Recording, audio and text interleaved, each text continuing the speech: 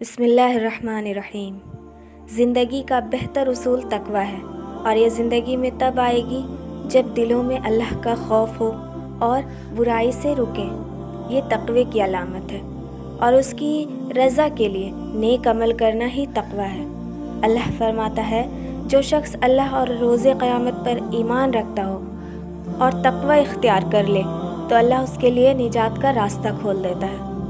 یہاں ہم سمجھتے ہیں کہ اسلامک دکھنا ہی تقوی ہے۔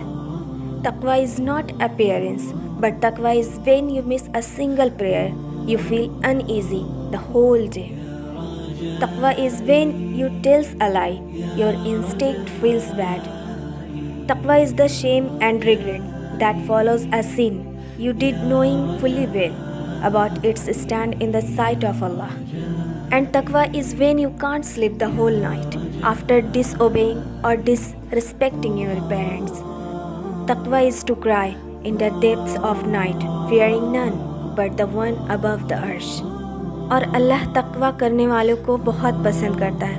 تقوی کی وجہ سے ہم جنت کو پا سکتے ہیں، لیکن شیطان ہمارا کھلا دشمن ہے۔ وہ ہمیں جنت سے دور کرنا چاہتا ہے، جس طرح آدم علیہ السلام اور حوا علیہ السلام کو اس نے جنت سے نکلوا دیا۔